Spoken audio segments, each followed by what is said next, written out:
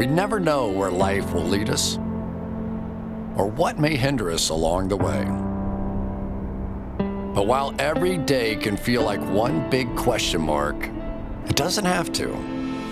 With the right insights, strategies, and solutions from Western and Southern Financial Group, together we can look ahead to leave the unknown behind. I mean, what's Pro Football Focus doing? Last week they had Brady. This week they got Brady. We're literally doing it differently from everybody else. Hey, as a matter of fact, moving forward from this point on, I will not make reference to PFF. Ready to get into it? Yeah. All right. We're going team by team. I would be very careful about slinging stones. Am I going to get sued? You got legal on this? I like football season, and all the things that go with it.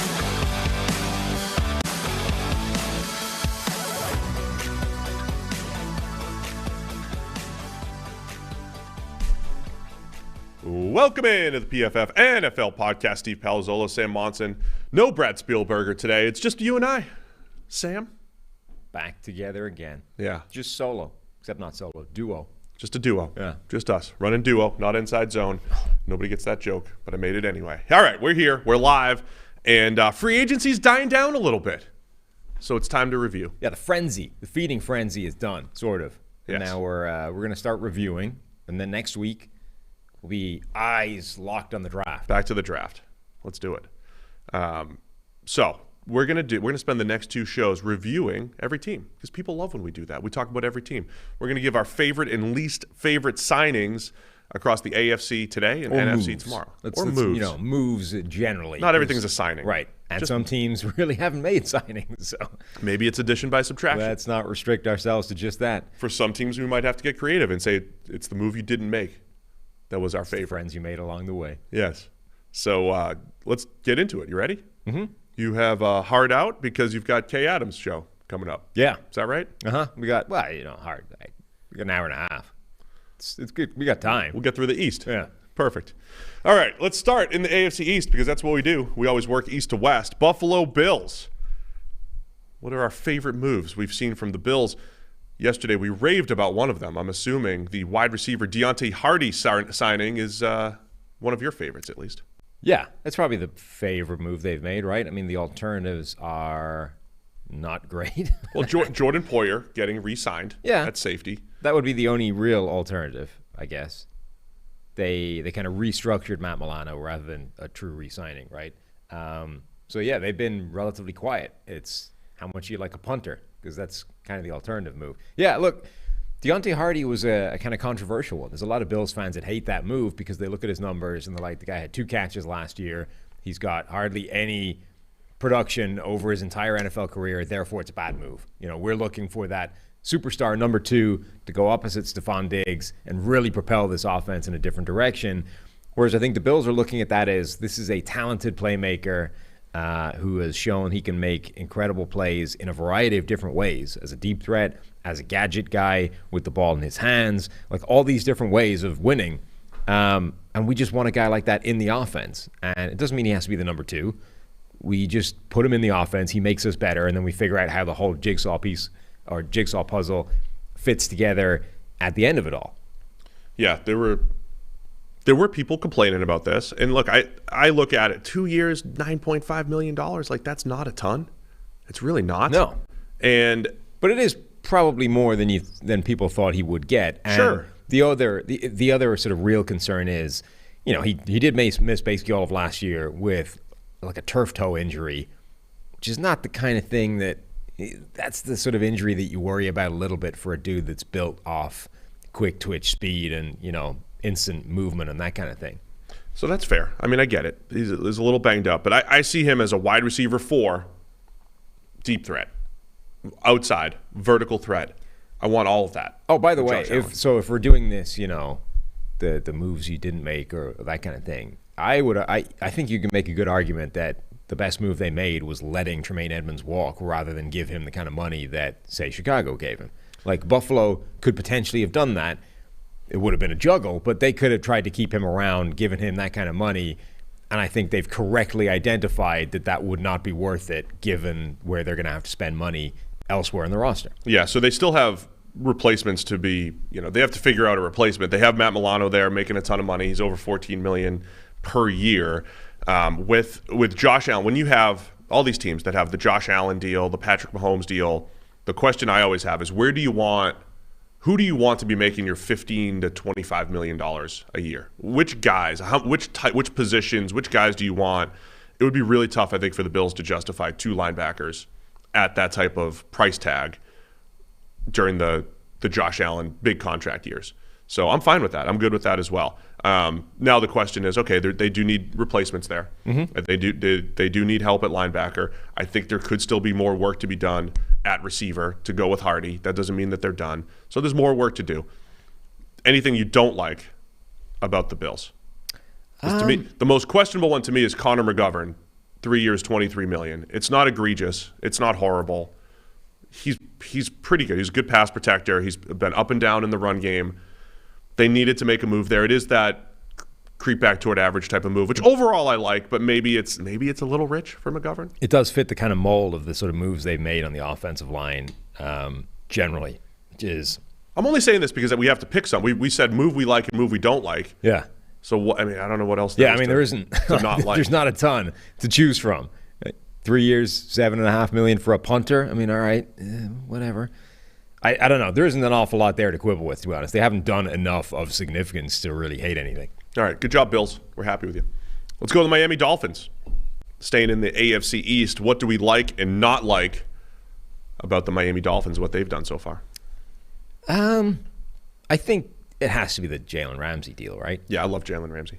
Like, getting a player that good for a song, that draft pick, that's fantastic business. It's hard to argue with that. Like, if you have the space to fit him in, which they do, then what the hell? Even moving him to a 2-year guaranteed contract, all fine. Those are the aggressive. I like aggressive moves generally, and I like high upside moves. This is a high upside move at the right position. Having Jalen Ramsey and Xavier Howard on the outside, the scheme fit with Vic Fangio. I like the move quite a bit. This is what the Dolphins have to do, and now and they are playing the first contract quarterback game, right? They've got Tua on the first contract. You can essentially afford to have a high-priced receiver and a high-priced corner, and using basically the same thing I said about the Bills. Where do I want my high-priced players to be? At the most valuable positions. So I think that all fits in with what they're doing. And Ramsey's still only 28. When he's sort of up for the next deal, you're probably going to be in a tougher spot salary-wise because all of a sudden you probably won't have a quarterback on the first contract. So it's kind of timed nicely to be able to say we get 2 years out of him fully guaranteed, then we end up letting him walk. And there's a benefit these days to letting a player as good as that walk and sign somewhere else. Like, they can let him hit free agency and potentially get a compensatory draft pick back in the process. So it makes sense. It's a good process move. It's a good personnel move just from an addition of talent standpoint. And they are loading up at the right areas. They've now got this, we said this multiple times this week, they've got arguably 2 number 1 wide receivers and arguably 2 number 1 cornerbacks. That's good roster construction. Yes. Love that. Well said. David Long was also a really good deal, right? In this crazy, are we going to like everything? No. I'm sure we'll hate some things. I'm sure we'll hate something. My previous track record would suggest there are things I won't like. I was a little worried we were going to be overly optimistic here, and then thanks for reminding me that you would never let that happen. So I'm liking a lot of what the Dolphins did here because the aggressive move was at the right positions.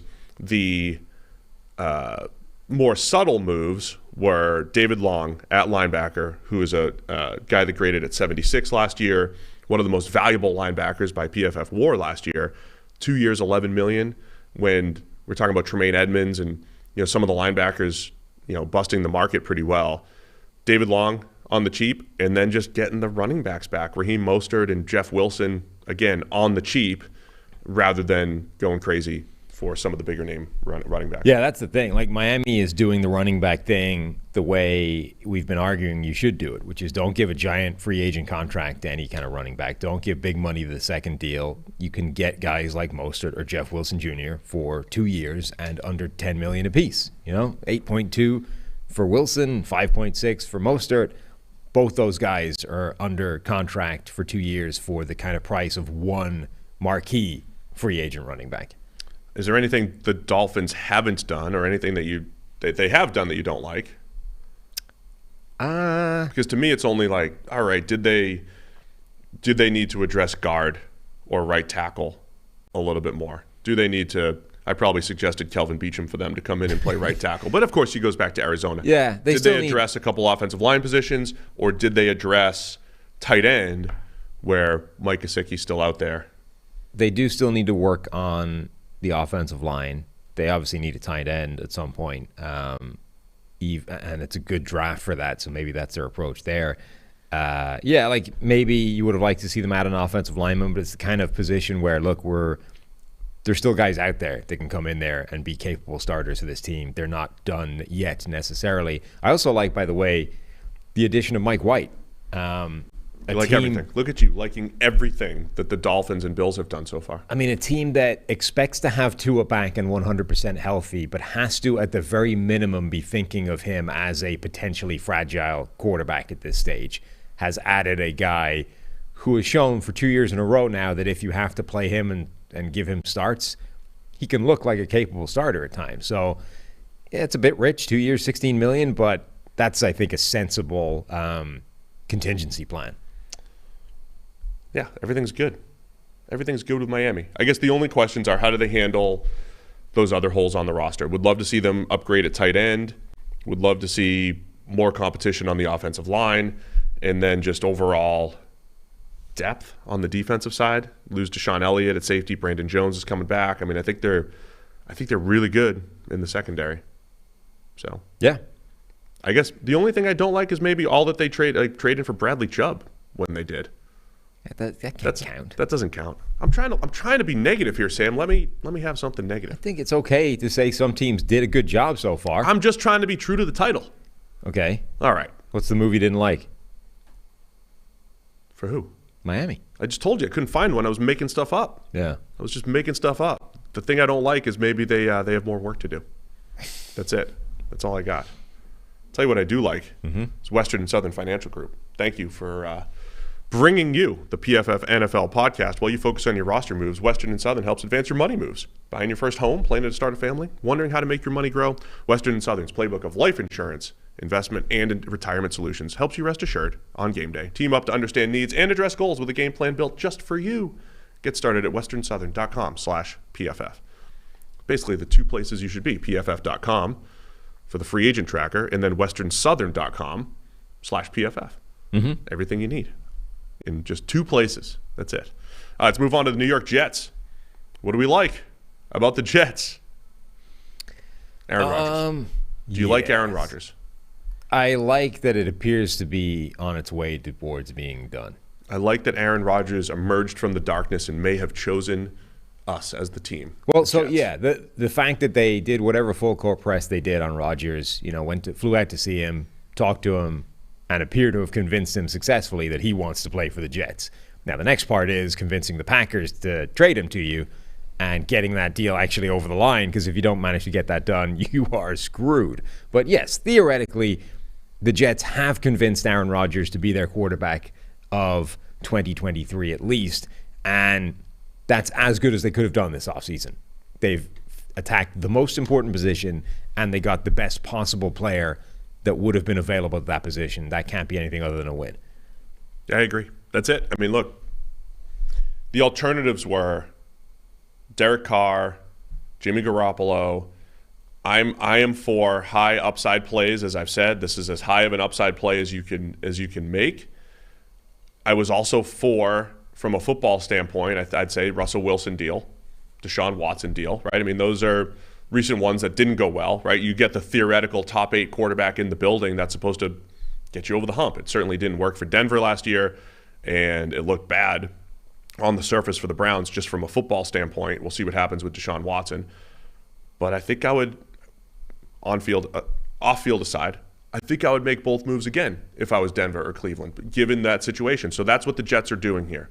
They're saying, I don't want whatever middle-class expectations of a Derek Carr or a Jimmy Garoppolo where you have to put this juggernaut around them to get to the playoffs and beyond, I've got Aaron Rodgers, who should be able to bridge some of that gap. And then if I do put a juggernaut against them, we're not just a playoff team, we're a Super Bowl caliber team. And we need that to compete with the Bills, to compete with what the Dolphins are doing. So process was sound, I would say, for the Jets. Take this chance and see what happens. The other alternatives obviously were getting into the Lamar Jackson thing or making some, well, I mean, these are not off the table yet if the Rodgers thing collapses, or making a big trade up in the first round. They pick 13th. You know, they could get into the top 10 and start attacking one of the rookie quarterbacks, but from a what is most likely to come off standpoint, it feels like the Rodgers thing is further ahead than either of those two things.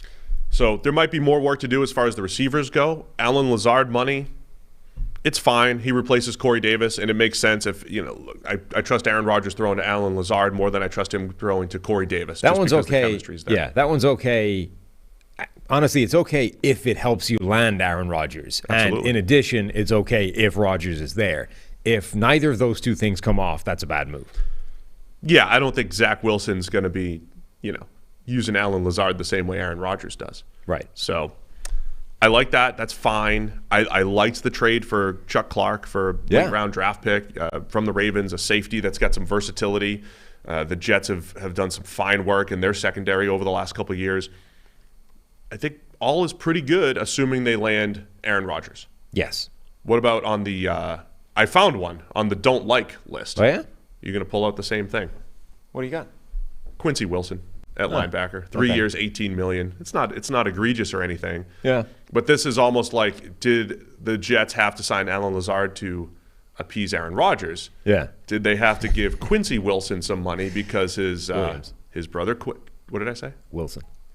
Wow, how many times do I just say the wrong name on the show and you have to correct probably a me? lot. It is pretty common. Quincy Williams. His name's right in front of me. I could read. It's getting old. Quincy Williams. His brother Quinnen Williams is up for perhaps a market resetting contract. Yeah. So this happens in recruiting all the time, Sam. Right. You recruit the 2-star brother because you know he's got a 5-star younger brother coming up. You know, you get Quincy Williams, throw a little cash his way and say maybe Quinnen's gonna give us a little hometown discount here. Yeah. At the very minimum, I think it's connected enough that you can't hate it.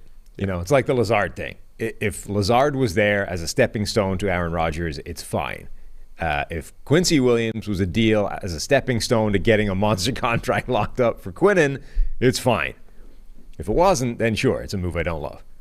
Yeah, we're talking about he had a 55 grade last year. He's been, he's played a lot of football. He's been an okay linebacker. 55, 44 grades over the last couple of years. So he's not great. I don't love that move from a football standpoint, but I understand there might be some ulterior motives there for the New York Jets. Mm-hmm. All right, wrapping up the AFC East with the New England Patriots.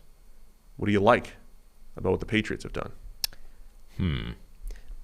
Jonathan Jones coming back. Yeah. What else? There's not much to love. Yeah, I'm not a huge fan. I mean, their best move might be re-signing James Ferentz for like nothing. 1 year salary of $1.165 million. $200,000 guaranteed. He's basically getting signed for like a modest banking, contract.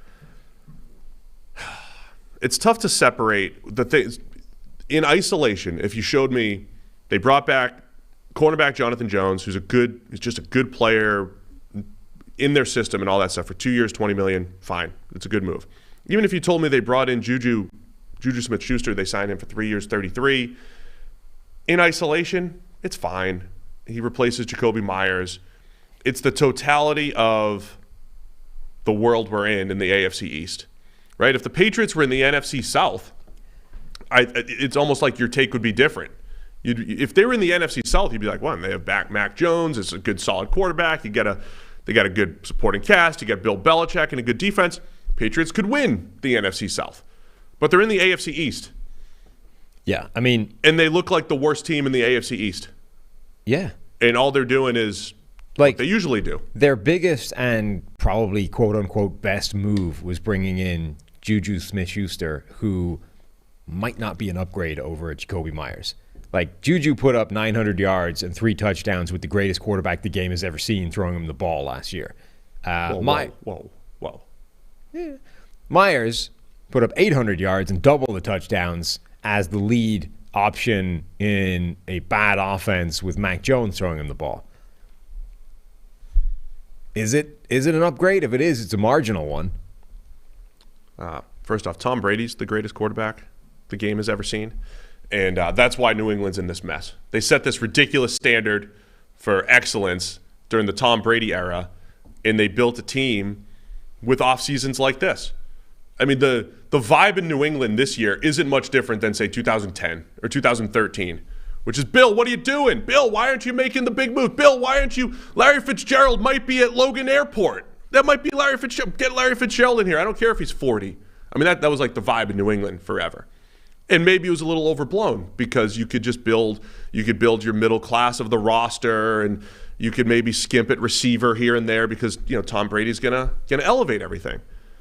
But I don't think you could do that anymore. You can't just be business as usual for New England. And I know they tried to spend all this money 2 years ago, but it was on Nelson Aguilar and Jonnu Smith and Hunter Henry, and a couple of those guys aren't even going to be here anymore. It's also a very different landscape now. Like one of the underrated aspects of this whole New England dominant stretch of 20 years is for almost all of that time, the rest of that division was bad.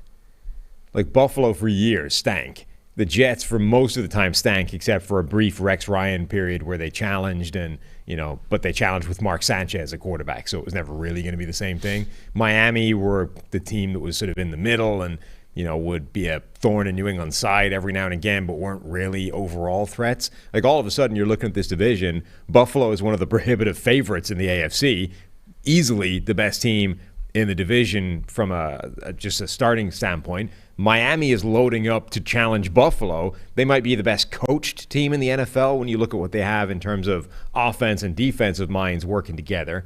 They're now doing the things we talked about, 2 number ones at wide receiver and corner. And then the Jets are trying to get Aaron Rodgers to hang with that. And the Patriots are looking at this rest of this and going, no, we just keep doing what we do. The Patriot way. That's how we win Super Bowls. Is it without Tom Brady? Now, I'll admit, I don't know exactly what the alternatives are at the moment. But this is like where the Raiders were. But to make this work, it's got to be like a T. Higgins trade. It has to be. Again, I'm suckered in by flashy objects, but that's what's going to win here. The offensive line is fine. It'll be good enough. They'll figure out tackle. They're bringing in Riley Reif and Calvin Anderson. They got their swing tackles. They'll be fine. The Patriots get over the hump when Mac Jones can be the catalyst. Can he be the quarterback on a team that's going to be a top 8 to 10 offense, say from an EPA standpoint? As of right now, no. Is he good enough to distribute if it's T. Higgins and other playmakers? That's your only chance.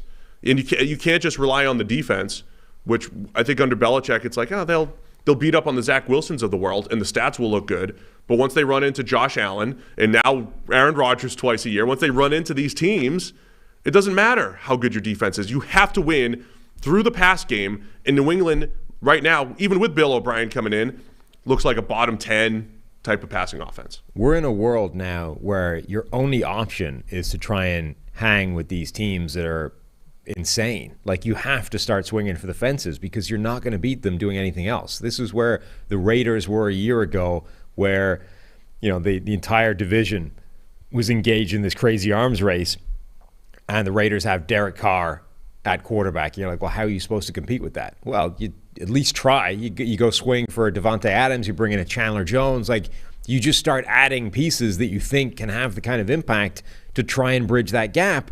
Whereas New England is sort of going, nope, that's not what we do. We're going to keep ticking over the way we normally do it, and we're going to bring in Juju. That'll do it. I mean, it won't. So the move I don't like is the one that hasn't been made yet. It's where's the big deal? Like, where's the big move that's going to catapult this team somewhere different to where it is right now? It needs to be, whether it's Nuke Hopkins, whether it's T. Higgins, whether it's a Brandon Ayuk. Like, it's got to be something that changes the dynamic. The Jacoby Myers to Juju change, if it changed anything at all, it's a minimal change. That's not going to get it done against this division. Well said. Summed up. That's it. I'm complete agreement. The move that hasn't been made yet in New England is what I don't like. Everything else is fine. Solid. Get good players in there. They need something more drastic, I think, in New England. All right, let's go to the AFC North, starting with the Baltimore Ravens. Haven't done much. No. Trayvon Mullen, But Justice Hill. They have done something very significant, though, with placing the non-exclusive franchise tag on Lamar Jackson. I mean, based off the way the market's playing out, have they actually played their hand correctly? Yes. Is that was that the move you like? Well, non-exclusive tag to Lamar was correct. They've played it correctly in so far as I believe they're going to, quote unquote, win the negotiation. Like, they have called his bluff and said, we think you're being unreasonable with these contract demands. We think the rest of the league is where we are, not where you are, and we're willing to prove it to you by gambling that nobody else is going to make that offer. And actually, we're going to challenge you to go find one because we're putting the crappy tag on you rather than the exclusive one, which is worth millions more to you. So, and it appears they're right, because so far there's been crickets. Nobody's been making these contract offers to Lamar. So from that point of view, they're winning the negotiation. Like, the only way to go from here is for Lamar to basically come back and sign his tender and then move on, or hope that things change after the draft and teams can start thinking about the next 2 years worth of draft picks. But as of right now, like, Baltimore's strategy is working. Where it's risky is we don't know what that has done to, like, the personal relationships involved here for a guy who's serving as his own agent. Like, that, it doesn't feel like the natural reaction to anybody losing a negotiation so publicly that way will be a positive one. Yeah, so that's like, it's the answer to both, isn't it? It's both the move you hated and loved the most. It's the right business move, to your point, but it's also the one that could backfire the most. Yeah. Because we got to this point of not having him locked up. And it's been a two-way street between the Ravens and Lamar Jackson, where I think both sides were close at one point. I think the Ravens were close to having a deal that they were comfortable with for Lamar, and I think Lamar at one point was comfortable with a deal. And then things have just changed, and they just never got to the finish line. So it's both because they only did a handful of things. The move that we like and the move that we don't like for the Baltimore Ravens. Okay. Still more to come here. I don't love releasing Calais Campbell either. Now, I think believe, that's a procedural move. Well, I believe they said at the time it's not closing the door on him coming back. So if he comes back, fine. But yeah, that's to restructure and save some money and all that stuff. But yeah, Calais that only Campbell works if somebody doesn't sign him. Yeah, I get it. So that could come back to bite a little bit, but they were always going to need to get a little bit younger there anyway. Calais Campbell's been fantastic. What a deal that was. Would they trade a fifth or a sixth? Fifth, I think. For him? Yeah. Do that all day, even with the price tag on the end of it. All right, let's go Cincinnati Bengals. They next? Yeah. Cincinnati Bengals, AFC North. Mm-hmm. What do you like? What do you don't like? They made big news, by the way, last night. We haven't talked about. Orlando Brown comes in to play left tackle. Is that going to be your favorite? I think it's fine. I don't know if it's. I mean, it's the only re-signing Jermaine Pratt or Orlando Brown are the two that are competing here. Don't you dare forget about re-signing Michael Thomas, the safety, special teams ace. Yeah. Yeah. I saw the Bengals tweeted out. They said pen to paper, and they had a big smile. He's a former winner of PFF Special Teams Player of the Year. There you go. That's our best one. But Orlando Brown coming in is an interesting one. It's interesting at the least. So is the contract. So they front-loaded that thing heavy. That part I like. $31 million is in the first year or as a bonus, whatever. Like $31 million, it's the highest amount guaranteed or given in the first year or whatever the thing is specific to an offensive lineman in NFL history. And that is done deliberately because they're about to have some giant money coming down the pike in Joe Burrow and Jamar Chase. Like they've structured this thing in such a way as we're going to get all the money out of the way early because we don't have money later on.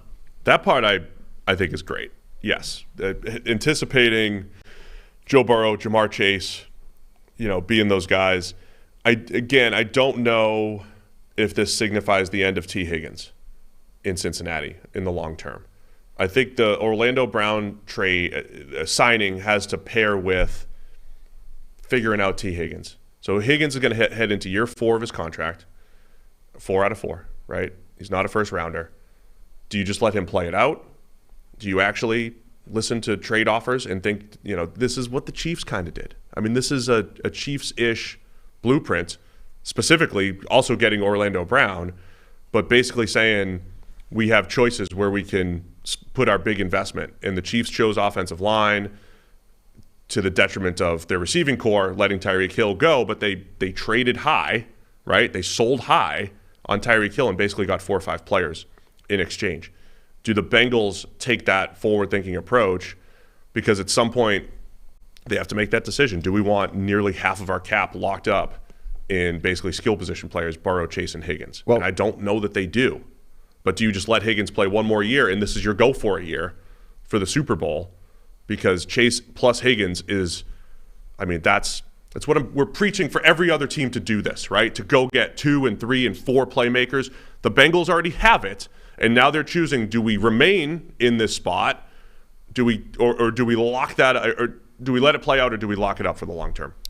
Yeah, the longer it goes, the more it looks like it's going to be a Jesse Bates type of situation where they're kind of planning all along that they're not really going to re-sign this guy to the next contract, but they're going to play him out as long as they can have him, which is the end of his contract, then a franchise tag, and then he walks.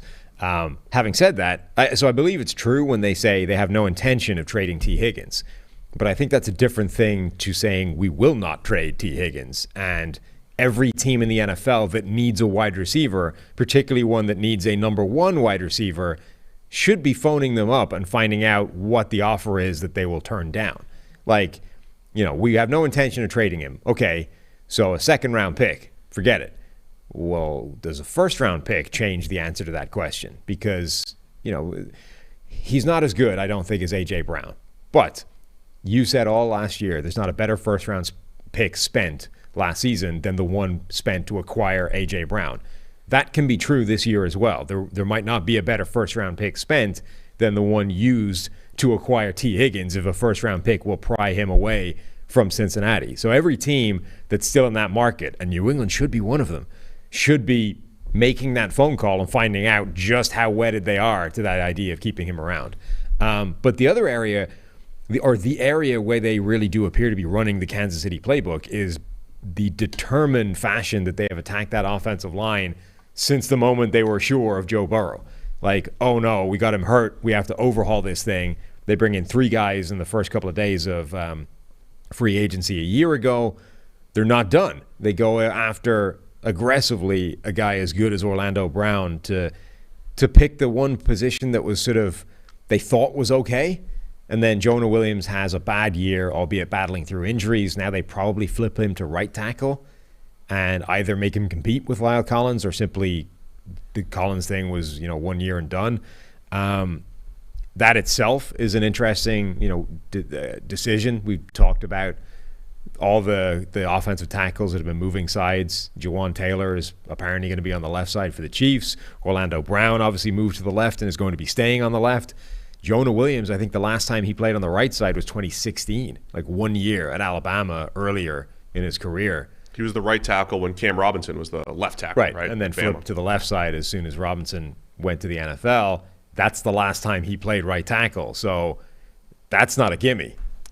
Yeah, it's interesting, man. It's an interesting play. I'll say I like the Orlando Brown move. I think it's fine. I like the fact that they do want to shore up the offensive line. I'm fascinated to see what they do next with Higgins. And even though, again, I want to look at a depth chart and say, try to cover him and him and him. That's when I look at a team and I'm breaking them down. That's kind of where I start. Who's throwing the ball, and who's he throwing to?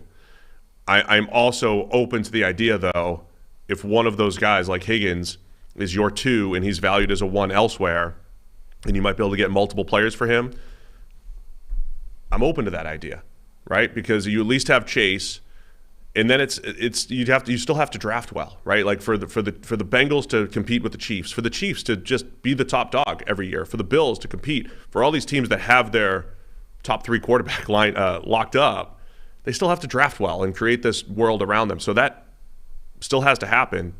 So having a few more lottery tickets in the draft and all that stuff could easily be part of that strategy for the Bengals. So I'm okay with saying, hey, I like that. What about on the don't like? Is it they lose Jesse Bates, they lose Von Bell. A lot of Bengals fans wanted Von Bell back, didn't want to lose both safeties. Maybe that's on the don't like list here. Letting Von Bell walk would be on my don't like list. The Jesse Bates thing was always going to happen. Like, they very clearly almost announced that publicly by the way they were acting around Jesse Bates, that like, this is just not going to get done. He's not going to be a long-term guy. We're going to play out his contract. We're going to franchise tag him, and then that's the end of the Jesse Bates thing. So that's been coming for a long time. They knew they weren't going to be having him. That's why they drafted a guy like Daxton Hill to come in and replace him in a succession plan. But now they got to do both starting safeties in one offseason, and that's just a bigger headache than a team that wants to be in a Super Bowl probably wants in any given year. All right, let's move on to the – so I just agree. I agree with you there. Well, there's basically no other choice. Right. Yeah. So I agree, and I move on. Okay. Just trying to keep it. Cleveland Browns. What do you like about what the Browns have done? I think we'll both have the same one. It's Okoronkwo, the edge rusher. Obo. Brought into the Texans last year on what was a great flyer move for them. Took like half a season to get going, but then once he was starting games, playing the majority of the snaps late in the year, I think from week 11 on, something like that, he had basically 30 pressures over the back end of the season. All of his sacks came in that period where he was actually starting games rather than just coming in as a bit of a rotation guy. I think he showed that he can be a legitimate starting threat, particularly opposite a guy like Myles Garrett. So for them to come in, add a guy like Okoronkwo, and bring in Dalvin Tomlinson, albeit on some pretty hefty money, those are two players that should dramatically improve that defensive line. Not to overreact to like the two people on Twitter that called me on it, but I think I said that they overpaid for Tomlinson in passing the other day.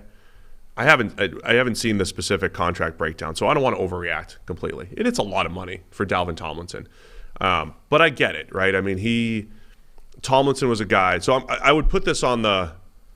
I like a lot of what the Browns did, so I guess Tomlinson would be the one I have the biggest question about, but it's still fine. I think it's still fine, Tomlinson. We see the grades on the screen there, 77 pass rush grade, only a 65 run defense grade. Part of that was how he played in Minnesota. I think they probably move him back to more of a pure nose tackle in Cleveland, which they need. They've just needed somebody who could play the run. That's what Tomlinson was with the Giants. They need somebody up front. The Browns played the positional value playbook at defensive tackle, where if you stack up the positions, we did this at the Sloan panel, you stack them up and defensive tackles really low. But now we see the NFL not only paying for those guys, but the teams that played the positional value playbook and said, we're not going to pay for these guys. We're going to bring in Taven Bryan for a year. We're going to try third rounder Jordan Elliott. We're going to try second, third, fourth rounders, which the Browns have done. But they've been absolutely gashed against the run in certain games. It's been a weakness. So they're reverting back the other way and saying, let's invest in Tomlinson, who can be a really good nose tackle. Yeah, he's had at least 20 defensive stops every single season of his career. The Browns had one guy that had more than 10 on the interior of the defensive line last season. That was Jordan Elliott, who had 18, but it took him 700 snaps to get there, and he had a run defense grade of 33. So the difference, like the upgrade from what they had a season ago to Dalvin Tomlinson, should be massive. And Tomlinson started off his career with multiple seasons straight of just dominant run defense as a true kind of nose tackle for the Giants. The Vikings used him a little bit more broadly along that defensive line, and he showed that he actually has some pass rushing chops as well. It did come at the detriment of his run defense, but over his career, he's shown that he can do a little bit of everything along that defensive front, be good at all of it.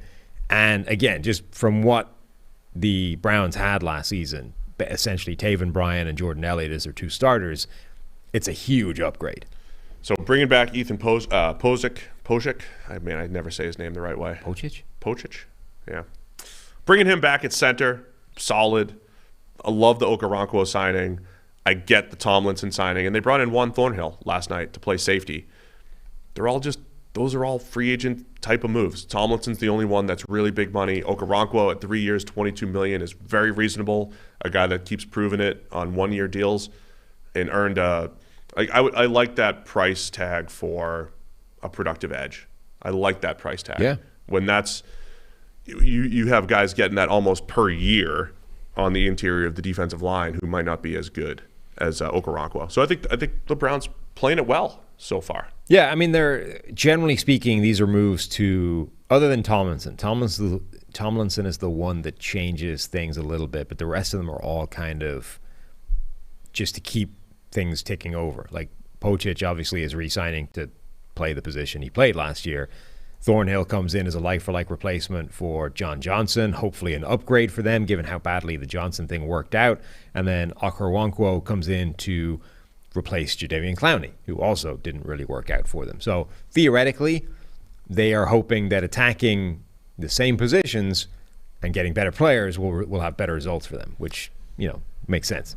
All right, let's go to the Pittsburgh Steelers. Do we have a move we didn't like? They didn't. Tomlinson's probably the one I would have to put there.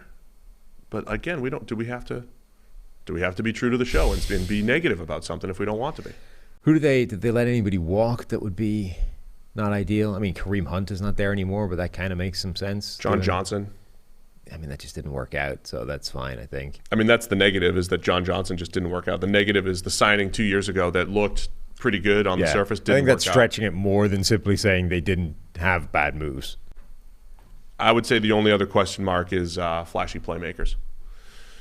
Yeah. More flashy playmakers. There aren't many of those available, so...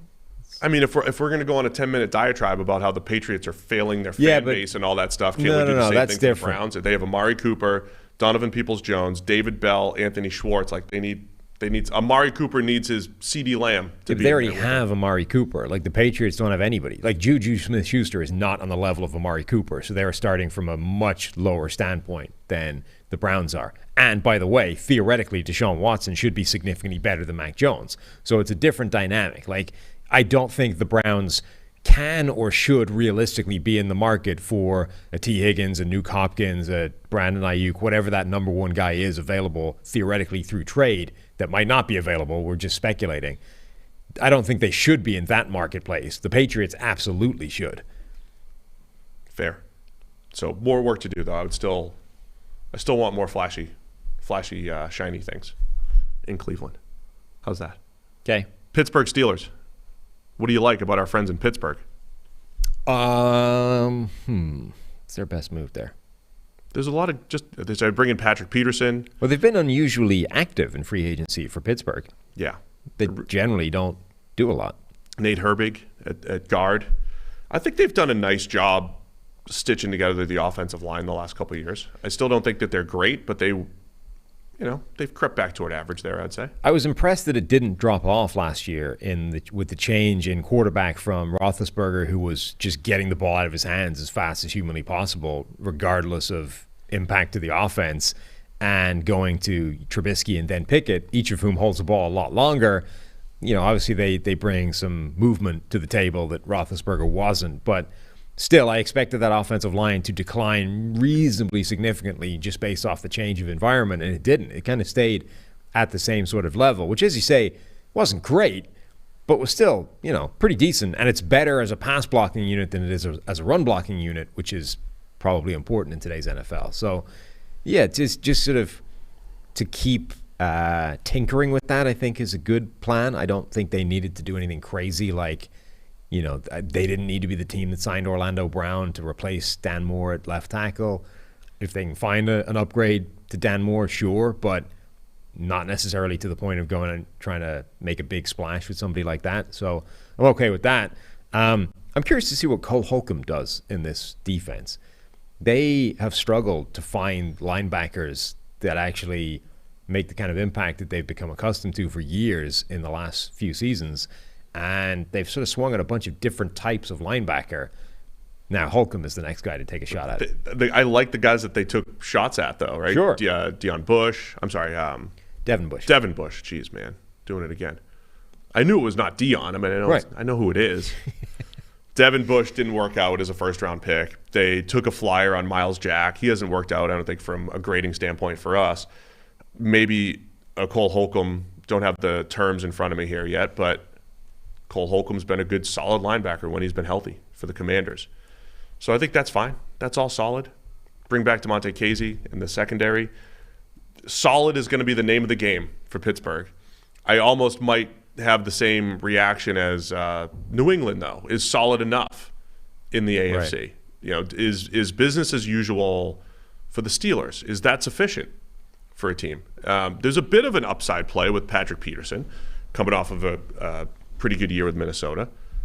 Patrick Peterson is a little different, I would say, for Pittsburgh, getting a guy at his age. I know they brought in Joe Hayden later in his career, but not at this late as Patrick Peterson. Peterson came into the league 1 year after Hayden, I believe. So he's getting up there, but 2 years, $14 million to take a shot at a guy that obviously has been a high-end corner. And it's not necessarily a scheme fit either. I mean, Peterson at this point, I think, is very dependent on zone-heavy defense to be good. I know he kind of made his name as a man-cover corner earlier in his career, but he's just not the same guy anymore. If you go back since 2019, I think, his numbers against man coverage versus zone coverage are night and day, certainly from a grade standpoint. You do need – so this is an area where PFF grades are important because a lot of times statistics match up with the grades. You know, generally speaking, good things happen, you get good grades. Bad things happen, you get bad grades. But it's not always the case, especially in coverage, where a ball can be thrown into your coverage and come up incomplete in a way in which you had a bad play. You know, you got beat on the play. The wide receiver's running downfield, and then the quarterback sails it over his head. You keep referencing these numbers. You did this in the last show. That nobody knows what these numbers are. Well, because the numbers themselves are kind of irrelevant. Like, I think he was targeted 12 times in man coverage and gave up 3 catches for something. Like, he has good coverage numbers last year specifically in man coverage. They are, however, a mirage. Okay. His actual performance is worse because multiple of those incompletions were not good plays by him and were just lucky. Still coming off his best year in a while. Oh, so the zone part of it was really good comparatively. And, you know, he was talking about being an all-pro last year. I think that was always a little bit over the top. But he did have a good year. That's what you're answering. You're answering this request by him to be an all-pro, as an all-pro voter. No. Like, he did. So he had a good year last year. But my point being, I think he's now become very dependent on zone coverage generally to be at his best, whatever that may be. And Pittsburgh, I think, ran more man coverage last season than the Vikings did in that defense. So I don't know how much they're going to pivot back in favor of that or how much juice he's still got in the tank in man coverage, or whether they can kind of match him up against specific wide receivers to mitigate whatever potential problems there will be there. I don't know if that's the greatest scheme fit in the world to bring him in. Yeah, that's fine. I mean, it's probably a solid signing. It's not it's not what our friend Pony thinks, getting the future Hall of Famer. Well, Hall of Famer. So, as we all know, Hall of Famers play at a Hall of Fame level right up until they stop playing. All the way through. I mean, he'll probably go into the Hall of Fame as a Steeler, Patrick Peterson. I can't imagine why he wouldn't. It's good for the Steelers getting another Hall of Famer. So I think they're making solid moves. As far as on the what we don't like end, there's a move that I can highlight. I also want to pose the question, are the Steelers similar to the Patriots where they have their style, they have their way works much better when you have either the best quarterback of all time, Tom Brady in New England, or Ben Roethlisberger, who most of his career was a top 5 to 8 quarterback, probably top 8 quarterback in his era, right? And your baseline is just so much higher that you don't have to be great elsewhere on the roster. You could be good elsewhere on the roster. And the Steelers, that's what they've always done. And Mike Tomlin is good, right? He never loses. Is that enough in Pittsburgh with first contract quarterback Kenny Pickett, or do they need to find an edge elsewhere on the roster to compete with in their own division, the Bengals, the Ravens, in what should be a solid Browns team. Like, to me, the question for them is the move. It's that they didn't make a significant change in the coaching side of things. Like, this was a team that I think has the talent. Like, from a personnel standpoint, I think they're fine. Deontay Johnson, George Pickens, Pat Freiermuth, Najee Harris, an offensive line that's okay and better than that from a pass blocking standpoint. And Pickett, I think, showed enough last season to be really encouraging. That should do better than it's done so far. And for multiple years now, this offense has kind of seemed limited and stuck in this weird short horizontal pattern of play that for a couple of seasons was kind of put down to just how Roethlisberger plays now. It's like the guy is just like he knows he can't do it anymore, so he's just getting the ball out of his hands as fast as possible. Like dump offs to the flat on 4th and 10 type of thing. You're like, well, that's just Roethlisberger. As soon as we go to a different quarterback. But no, like new quarterbacks, 2 of them, same kind of dynamic. Like something needs to change from a schematic point of view, and it seemed like the obvious thing to change was a coaching change, and that didn't happen. So that, I guess, is my least favorite Pittsburgh move, is that there was no change there. And for me, I mean, I agree with all that stuff. I would say it's Larry Ogunjobi gets re-signed for 3 years, $30 million, at about $10 million per year. He's fine. Ogunjobi's an interesting one where our grades don't seem to match up with league perception. That happens sometimes. But also, the grades loved him year one. Like year one, he came in and he was crushing it in run defense. In 2017. Yeah, and that almost seemed to like cement his reputation from that point on. And then he played, so that he was like a situational guy then for Cleveland, or not even situational, just didn't play a lot. The following years, he became like an every down starter and never played anything like that level again. Yeah, I mean, I'm just saying, he's played over 4,000 snaps, hasn't graded well for us really since that 2017 season. Other than that, it's been okay to below average. Last year, he was okay. He was just okay. I know the market's crazy for interior defensive linemen, but I don't want to pay that much money for just okay. But there's the familiarity. I mean, it's not like their run defense has been good or was good last year when he was there. Right? He's the type of guy that other teams are like, hey, we got to shore up our run defense. Get Ogunjobi in here. The Steelers weren't good against the run last year or the year before. And, yeah, I just don't love that move. All right, we're halfway through. How's our pace? Not great. AFC South, Houston Texans. What do we like about what the Texans are doing? And before you say they're doing the same thing, they're not doing the same thing this year. They're not? No. In what way does this differentiate from their previous? Robert Woods, Jimmy Ward, Shaq Mason. They got actual starters. This is Sheldon Rankins. There were plenty of starters before. They were just No, lesser names. You're going to tell me, they just keep doing the same thing. There are plenty of those moves here, right? They get Hassan Ridgeway for a year and Mike Boone for a year. In this list of moves here, there are real ones. Robert Woods is a legitimate receiver, buy low candidate. Sheldon Rankins is good. Jimmy Ward, they're bringing him in from San Francisco to play in the same defense. This is nothing like, I mean, there's similarities, I guess, to previous 2 Texans off seasons. This is 4 more good this is probably the best 4 signings they've had over the last 2 years. I mean, okay, but that's slightly different to the point of what they. You're telling me they're doing the same thing. You're going to tell me they're doing the same thing. They're not. Jimmy Ward is a legitimate long-term play at safety. Robert Woods is a 2-year play at receiver. That isn't just a special teamer. Sheldon Rankins, it's a 1-year deal, but they're at least spending $10 million on him.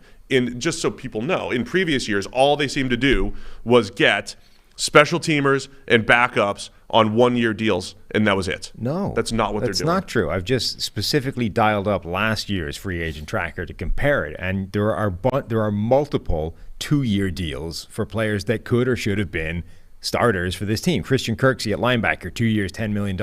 What is aging linebacker? Malik Collins on the defensive line, 2 years, $17 million. Like, they signed starters to these 2-year deals last year as well. They were good players. I'm saying this year they're actually getting good players. Robert Woods looked like crap last year. It's a new season. Oh, okay. So then it doesn't matter. 1 more year of experience. He'll be back. They've done exactly the same thing this year. You just like the players that they signed better this year. That's right. But it's 100% the same playbook, which is my concern. Sheldon Rankins, better than Malik Collins. They're getting better players. Jimmy Ward, better than anything else they've had in the secondary over the last 5 years. they're getting better players. And Robert Woods is a buy low, hope he gets back. Those are all good moves. So what do you like about what the Texans have done before you tell me they're doing the same stuff? Well, they are doing the same stuff. So brought in Bobby Slowick. They did. They brought in PFF Bobby. My favorite move they made actually is acquiring Shaq Mason. I don't understand why the Bucs wanted to move on from him in the first place. I know his contract is significant, but he's a good offensive lineman. He wasn't bad last year. He wasn't great. He wasn't great, but he wasn't bad either. He wasn't bad to the point where oh, this was a disaster. We only brought him in because Tom Brady was here. Now it's time to get rid of that. Get onto a proper offensive lineman. He's a good it was the money. That's caliber why they moved on. starting offensive lineman who wasn't getting paid so much that it should make you want to ship him off. I don't understand that move from a Tampa Bay point of view, and I think for Houston's point of view, that's good business. It's acquiring a really good player for cheap in terms of trade value. All right, so I like a few of those moves. Then I like Jimmy Ward coming in. Apparently, I like Robert Woods. I like Sheldon Rankins, even though it's only a 1-year deal. I like the 1-year flyer on Chase Winovich every year. Another every year guy. 1 year, 2.75. This is the year for Chase Winovich. Okay. What don't you like about Houston? I mean, I don't like that they're doing the same thing. Yeah. What are we doing here? For the second year in a row. I mean, not even the second year in a row. This is probably ever since Caserio has been there. He is running what appeared to be the Patriot way, where we just bring in these random guys for 1 or 2 year flyers. And when you have the nucleus of a championship team already, that looks like genius. It's wow, he's just finding these gems from nowhere that come in and they make a contribution in a Super Bowl, in an AFC championship game. That's how the Patriots win these things year after year after year. But when you don't have the nucleus of a Super Bowl winning team, when you don't have Tom Brady, you're just bringing in Mike Boone randomly. And it's what is the purpose? But you don't need to focus on the Mike Boone move when there's 12 moves there that Houston made. They added a starting receiver in Robert Woods, a starting guard in Shaq Mason, a starting safety in Jimmy Ward, a starting defensive tackle in Sheldon Rankins. I get the idea. Mr. Shiny Objects over here, me. I get that. That's what I want for all the teams. But because Nick Caserio and the Texans added 0 starters over the last 2 years because of the players, the Mike Boones of the world, that's all they brought in the last couple of years, and aging Christian Kirksey and all that stuff, who's still not very good. They're actually bringing in good, solid starters for the first time since Nick Caserio's been in there. This is different. It is completely different. They have good, solid starters. They've made their team better this offseason for the first time. They didn't bring in 0 starters. You just didn't like the players that they brought in, so it didn't help. They brought in starters. The starters were just not good players. Now the guys that you think are good players haven't necessarily been good players. Robert Woods gained just over one yard per route run last season, coming off his ACL. He looked like a dude who was toast. Yes. And you're like, well, now we're buying low. It's fine. Coming off an ACL. Okay, but you're buying low because it's a broken down, not running hatchback. And he's an upgrade over everything else that they have there. Maybe. We'll see what happens with Brandon Cooks, but him and Brandon Cooks and Nico Collins, he's right there with those guys. He's not anywhere near Brandon Cooks based off last year. He's a tick below Brandon Cooks, but the man averaged less than 10 yards. These are better moves. These are better moves that the Texans have made than they have in previous years. They're actually building a foundation. He averaged less than 10 yards a catch last year and just over 1 yard per route run. That was a horrendous output for a guy who still played a ton. In a run-heavy offense. Yeah. But part of it was only run-heavy because the passing game was so bad. Because Robert Woods was their number 1 wide receiver. Yeah, I mean, that's the Titans' fault. Robert Woods is not a number 1 receiver. That's their fault. You don't treat him as a number 1 receiver. He's a 2.5 now. Who could be a 2. Okay. But I think you're pushing a narrative that doesn't exist. I don't think I'm pushing better moves. They're trying to go from essentially the worst team in the NFL over the last pick your stretch of time, right? And trying to get back to not being bad. How do you do that with this group of players? By adding 4 good starters to a team that has 2 good starters. That's progress. I'm not sure how you're getting 4 good starters out of that list of players. Robert Woods, good. Shaq Mason, again, good. Robert Woods is not Sheldon good right Rankins, now. Good. You might get Jimmy one. Ward, good. you probably get one good starter out Malik of that Collins, list. meh. Christian Kirksey, meh. That's who they brought in recent years that you're saying, oh, those are starters. Okay. From Jimmy meh Ward. to good. Jimmy Ward is probably your one good starter coming out of that list. Yeah. Like and Woods is a good risk to take there. Sheldon Rankin's average grade over the last 3 years is like 55. 73 last year. Yeah, 73. last year. But 46 the year before that. 57 the year before He's that. similar to Malik Collins. He's similar. Right. This is my point. Shaq Mason's an upgrade.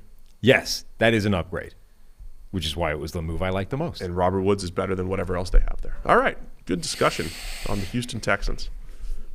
I think the arrow's pointing up for the first, where it was pointing down when they were already low the last couple of years. I don't think it was. If you went back and listened to our analysis of the Texans previously, I think you would hear it sounding a lot like yours now, which is I like a lot of these moves. These are shrewd little pickups, but where are they making the additions to like 1 through 20 on the roster?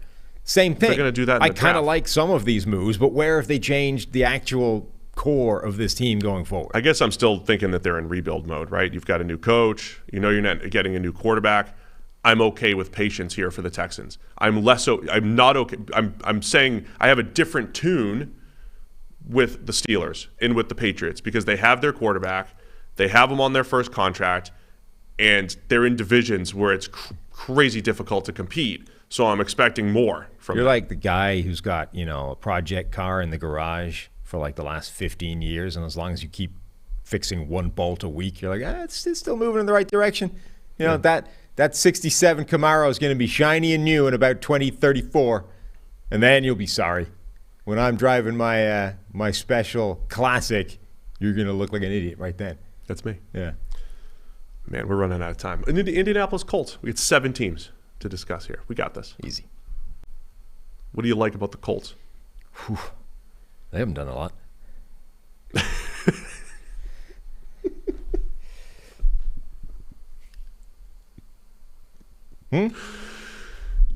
That was a good. I mean, I'm just reading their moves and I'm trying to find one that I like. well, you got to like the kicker. So I'm going to get Samson Ebukam. That's got to be their best move because it's, it's about the only one you can point to. I saw Stephon Gilmore's name and I'm like, oh, oh no, they traded him. Away. Yeah, that's not great. Ebukam's a solid player. That's a decent move for them. Right? That's got to be it. I'm sorry. Ebukam, 43 pressures last year, 25 defensive stops, solid enough grade every single year of his career. He's a good player to have on the rotation. Done. Good. Best move they've made. The best one they made was not trading for Carson Wentz or Matt Ryan or their equivalent this year. The best move is sitting at 4 right now. They could have traded Derek Carr before they cut him. That would have been a move. Oh, that would have been something. All right, sorry. I guess Ebukam would be the move for the Colts. My least favorite move is Matt Gay. Yes, signing a kicker to a 4-year deal that's worth $22.5 million. I don't care who the kicker is. If it's not Justin Tucker, that's a bad move. What if he's going to be the second best kicker? Doesn't matter. If Locked he's not in. Justin Tucker, the gap between the second best kicker and Justin Tucker is enough that it means that will not be a good deal. Market resetting deal for Matt Gay at kicker. Somebody throw great. a reminder in the calendar for 3 years' time. I guarantee that deal will have been proven to be bad. That's the first guarantee for anything I've thrown out in like 3 years. Since doing this, you learn never guarantee anything. The one thing you can guarantee is that the kicker deal for 4 years. Why is it going to be bad? Will be bad because at some point in that 4-year period, Matt Gay will go through that period that every kicker goes through, where he forgets how to kick, and at that point, they'll cut him. They'll move on. They'll sign some rando kicker that was, an undrafted free agent, busted out of his first team in the preseason, and that guy will be an upgrade. At Old Takes Exposed. Be ready. Bookmark it. See, now we're moving fast. I got nothing else on the Colts. Easy. Probably agree with you on the Matt Gay deal there. Yeah. It's a lot of money for Matt Gay. Jacksonville Jaguars. What do you like? It's almost as hard. So they're interesting. They re-signed Roy Robertson Harris before he even needed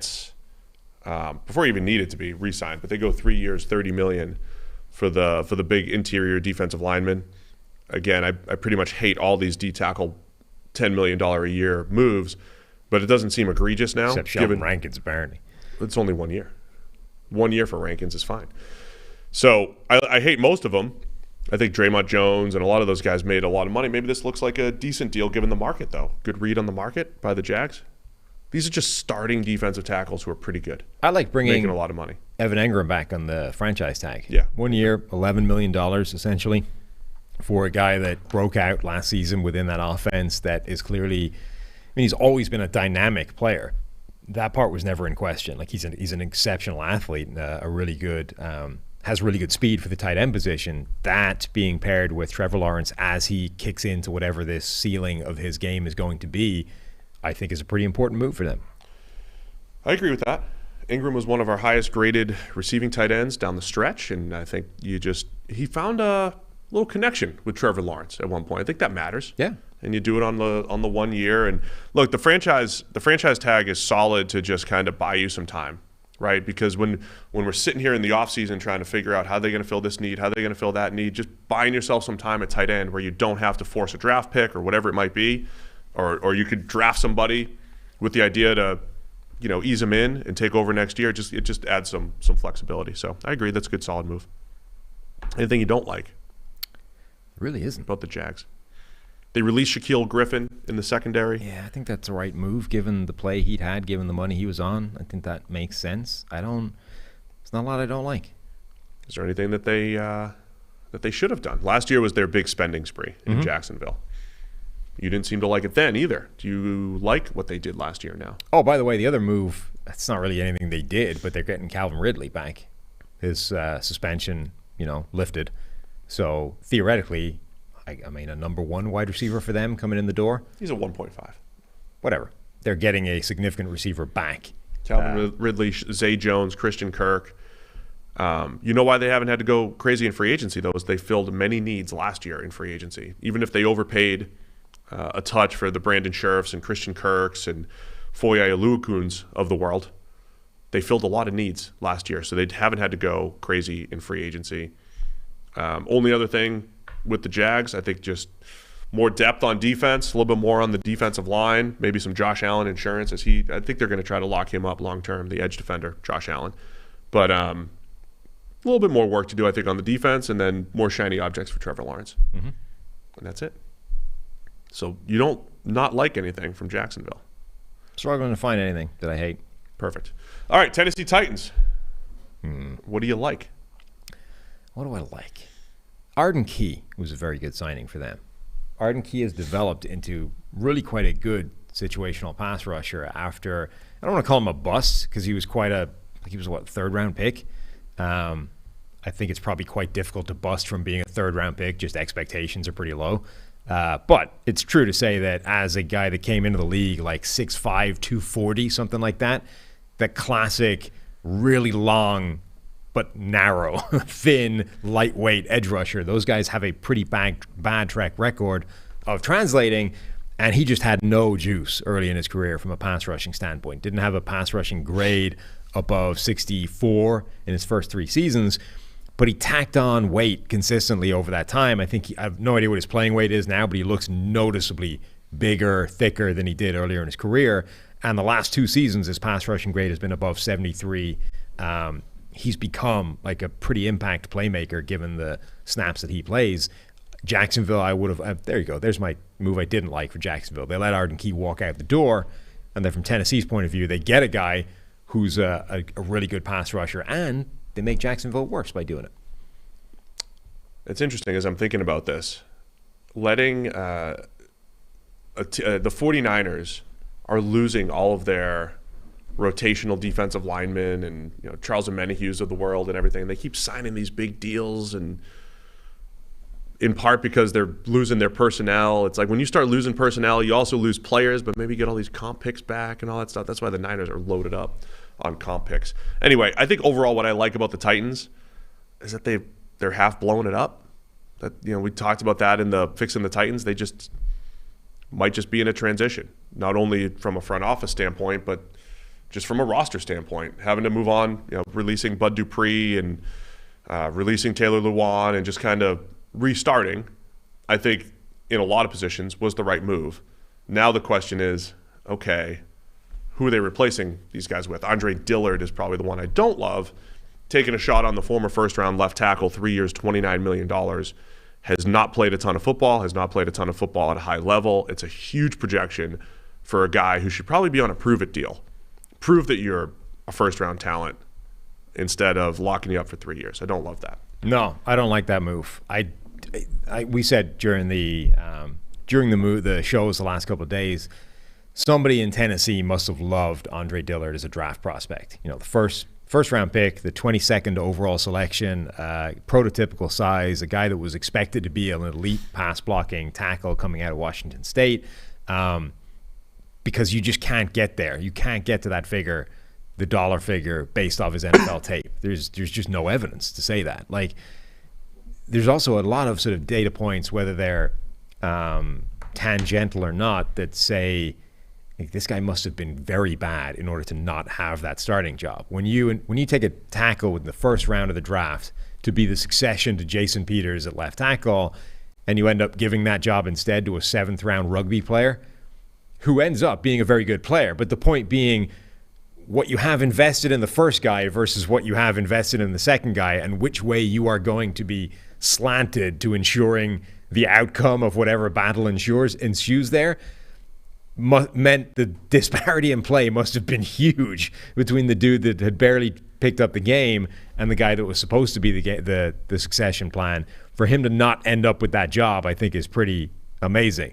So that's a big gamble, I think. A guy that didn't work out in Philadelphia with arguably the best offensive line coach in the NFL trying to bring him along, to think that you can bring that guy over and he'll be a capable starting left tackle, which is probably what they need him to be, feels risky.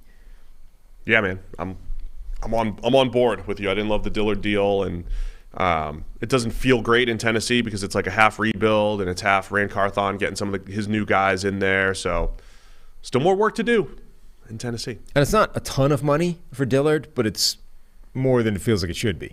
I said on the other show, it reminds me of Joe Noteboom, who just got paid basically off a half a season of actual success. That just probably didn't need to happen. You didn't have to make that evaluation and make that investment until you saw more. So I would lean toward, let me see more, and then we could talk. Yeah, he's getting paid like basically one of the worst starting offensive tackles in the NFL, which might be where he ends up being, but that still feels like you could do better with that money. Yeah. If anything, it adds, maybe they don't have to force a tackle pick at 11. Right, which is the goal in a lot of these things. Yeah, I get it. All right, let's go AFC West. Denver Broncos. What do we like about what the Broncos have done? Do you like the heavy offensive line investment? Ben Powers at guard, Mike McGlinchey at tackle. Do you like that as a starting point? I don't know what to make of that. I think theoretically it's fine. Like Denver's moves overall, it's a case of the sort of which two ways you look at this, right? There's the did we get better? You know, the like Kevin Cole's improvement index, right? It's just how much talent did we add the end. And Denver I presume, I haven't looked at it, but looked really good because they added a bunch of players that should be upgrades to what was there before. Then the question becomes, how much did it cost you to do that? So Ben Powers, 4 years, $52 million. Mike McGlinchey, 5 years, $87.5 million. Zach Allen on the defensive line, 3 years, $45.7 million. Like, these are significant chunks of money to guys that should be upgrades, but none of them are going to be huge upgrades. So I guess they're fine, but I don't love them. I think in isolation, I like the Ben Powers deal. A guard who continues to get better. So I think that's fine. It's a lot of money for Mike McGlinchey at right tackle. I'm a McGlinchey fan, despite him being thrown horizontally by Micah Parsons. Yeah. I like the person that responded with Larry Allen, one of the Hall of Famer and one of the strongest players in NFL history, also getting tossed sideways by Reggie White. By Reggie White, of course, but I mean Micah Parsons is Lawrence Taylor, so comparable, right? It's okay to get tossed by Micah Parsons. It's okay. Yeah, I mean. Yes, though. Sure. The obvious counter to that would be, all right, but how often did it happen to each individual? Also, Larry Allen was a guard and was playing tackle when that happened to him. Yeah, I understand. Yeah. Anyway, McGlinchey's a good player. I think they upgraded the offensive line. To your point, is that enough? We always view that. Here's this foundational piece just so you don't suck, right? That's make the offensive line good enough so that you can run an offense. So I think Denver's at least getting closer to it. They're going to tick that box. We can at least run an offense that we're not going to get sacked 8 times a game or anything like that. So that's a good starting point. More work to do on the perimeter. We'll see what happens with Cortland Sutton and all that stuff. But I'm fine with the offensive line being the starting point here. Yeah, again, fine with it. Don't love any of it. I like Samaje Perine as a signing, just a running back, a guy that was been the third down back in Cincinnati. Good in the pass game, can block. Like, they don't know quite how long Javonte Williams is going to be on the shelf. So bringing in a guy like that, I think, is a decent move. Yeah, we know Sean Payton likes to rotate running backs 2 and 3 at a time, and Perine will get his touches for sure. What do you not like about the Broncos so far? I don't hate any of their moves. My only sort of dislike would be the price tag for some of these things. Like, it feels like they've not even necessarily overpaid, but just overpaid relative to the upgrades that they're getting. Like, I just don't love the value of the total package of what they've done this offseason. Yeah, Zach Allen at $15 million. I'm just going to criticize every defensive tackle move. Zach Allen was one of those. I've run some numbers a little bit on the one-year wonder stuff, where I think there's some data that says you can lean into it. Right, it's okay to lean into the one-year wonder. That's what Zach Allen is. That is what he becomes. 3 years below average, 1 year of very good play from him, but there's always some inherent risk there. 3 years, $45 million. I mean, look, the bottom line is you're paying $15 million a year for a guy that couldn't outrun Kirk Cousins in the open field. That's a red flag. That's all I'm saying. All right. So there's the Broncos. What do you think about the Kansas City Chiefs? What do you like? What do you don't like? I like signing Charles Omenihu and the corresponding move of releasing Frank Clark. I think that's an upgrade, and they get cheaper, right? Like 2 years, maximum $20 million for Omenihu. That's a great move. Yeah, I agree with that. Omenihu, good player, multi-gap versatility to go with Chris Jones and George Karlaftis, Treshaun Wharton. They've got a decent group there. And then, so I'm just in agreement on what I do like. I do think you're not going to miss Frank Clark's random playoff sack production. We might miss it, but it was very random and didn't happen in the regular season. So it's probably still an upgrade, a net upgrade. What do you not like about the Chiefs? I don't like the plan to make Juwan Taylor play left tackle. I hate when we agree on everything, but the Chiefs have only made a handful of moves, so it's easy. There's not an awful lot of options here. You can argue, letting both offensive tackles walk or whatever, but bringing in Juwan Taylor, fine. 4 years, $80 million, that's rich, but okay. The biggest question I have there is taking a career right tackle at all levels and saying you're going to play the left side. How bad could that go? I mean, it might work, but that feels like a risk that you don't need to take. Yeah, it's going to be interesting to see where their investment goes. Juwan Taylor's got, so going into 23, he's got 4 years. Joe Tooney, the highest paid guard at the time, was 3 years. Creed Humphrey's going to be up. He's got 2 years left. He's got a 4-year contract as a second-round rookie.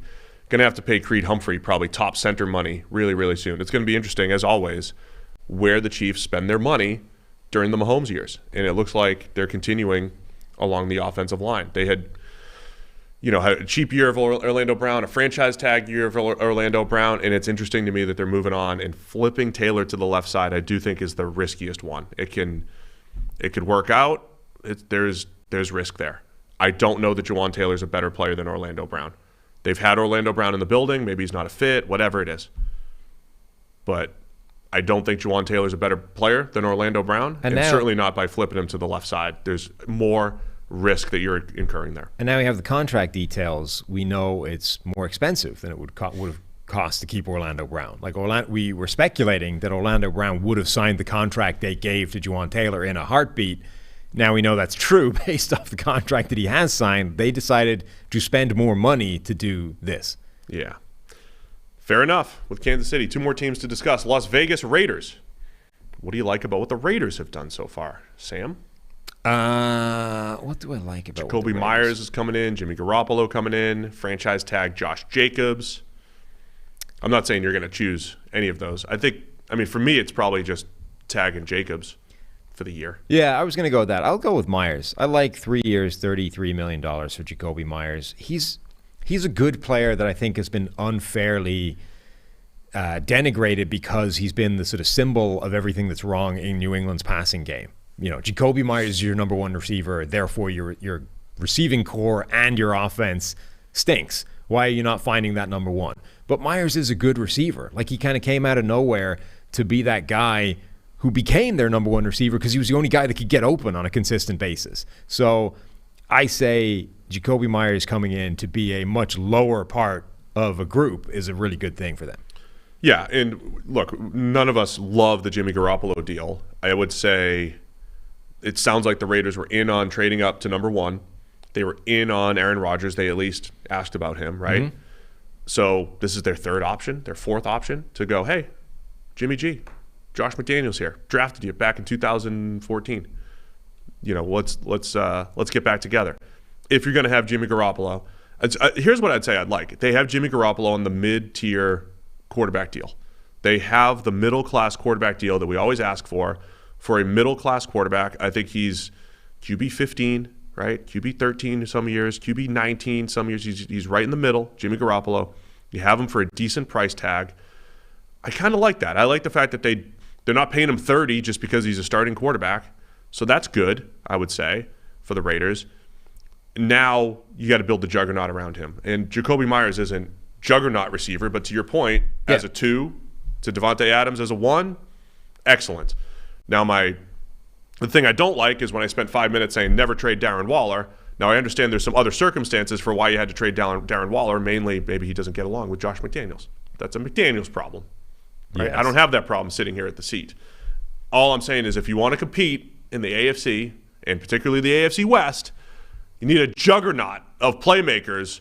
So got to figure out a way to replace what Darren Waller could have been, which is what I wanted to, take that chance. What could he be? Can he get back to where he was? I understand getting out and the injuries and all that stuff. Yeah, I don't like trading him away either. I understand why you do it. It's the sort of move that in a vacuum is probably the right call, but you're not in a vacuum. You're in a division with Kansas City.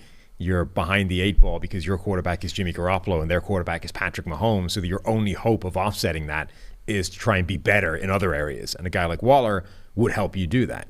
The other move, I don't hate the Jimmy Garoppolo move, and you're right, it's the middle-class contract that we're always looking for. It's just when you see it posted as a sort of synopsis of Raiders inquired about Aaron Rodgers, the number 1 overall pick, and then signed Jimmy Garoppolo. It's like, that's just a kind of sad consolation prize, isn't it? Yeah, I mean, that would suck about being a general manager. Like, it's really easy when we fix every team in 5 minutes over here, but at some point you're actually in negotiations, and it's not as simple as I'm going to make this move, and this move. You actually have to win the move. You have to win the negotiation. You have to earn, the player's trust and the agent's trust and actually execute it. And if you don't execute it, you go back to Jimmy Garoppolo and say, hey, take this middle-class quarterback deal. It's the next best option there. So, all right, let's wrap it up. Los Angeles Chargers. Did we forget anybody? Did we hit the Titans today? We did. Mm-hmm. Los Angeles Chargers. I know what I like of their few moves. Yeah.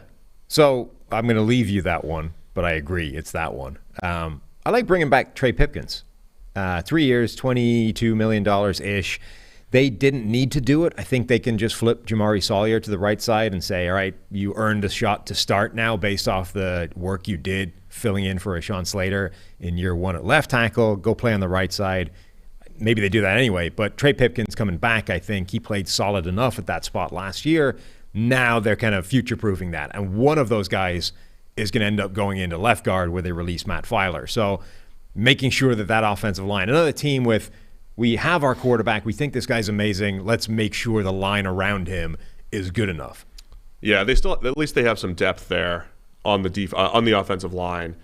Filer was the move that we were raving about 2 years ago. Just we should go back in hindsight and look at these a little bit. We were absolutely right for 1 year. Filer was very, very good. Last year certainly dropped off.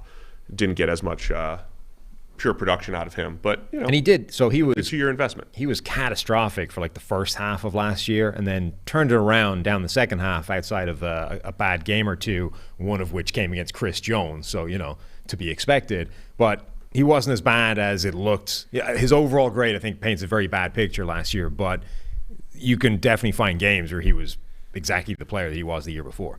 So the move I liked was Eric Kendricks. 2 years, $13.25 million. Pretty cheap for a guy that just 2 years ago was really, really good. If you followed our show for 8 to 10 years, that was my the free agent class of like 2017 or something. I must have said 100 times in a row, I'm like, if you go back to 2015 and you had this guy, it'd be great. And look, I maybe get burnt by some of that. If you just go back 2 years, there's a reason why the NFL cuts ties with players. It's a young players league overall. But I think linebacker is one of those positions where you can steal good years, as guys creep up into their 30s or in their early 30s. Kendricks looks like an upgrade from what the Chargers have had at linebacker over the last couple of years. Excellent coverage player, range and coverage, range and zone, and reading route concepts. And that's what you have with Kendricks, with Derwin James, with what J.C. Jackson could be. I mean, there's a lot of could be on this Chargers defense. And I just think the potential's through the roof, and Kendricks just raises the roof a little bit as far as the ceiling goes. Yeah, I like what he could potentially help Kenneth Murray with as well as a young, struggling linebacker. Morgan Fox also was a sneaky good move for them. Career high 40 pressures last season, career high pass rush grade, career high overall grade, career high in snaps as well, I think. Like that, he's a defensive lineman that was good for them in an area of weakness where I think you just assume all interior linemen for the Chargers stank last year because their interior stank. But he played pretty well, and bringing him back I think is a sneaky good move. So I kind of like almost everything the Chargers have done. Nothing to hate with the Chargers because it's only a few moves. What else? The only thing I'd say that needs to be done, adding speed at receiver. If they had gotten Deontay Hardy, what if they had Deontay Hardy to go with Mike Williams, Josh Palmer, Keenan But that's Allen? one where there is a lot of speed in this draft, in certain areas. Maybe not well-rounded speed. You're not going to get that one superstar unless you get Quentin Johnston somehow. But there is speed to be added in the draft without having to go nuts, Just got word in my ear, Sam has a heart out right now. You got to go to Kay Adams' show. Yeah. You got to go drink with Kay. So anyway, that's the AFC. We touched on every team, including the Titans. Tomorrow, it'll be the NFC, maybe live to tape. Thanks to everybody for tuning in. We'll see you tomorrow as we go through every NFC free agent team.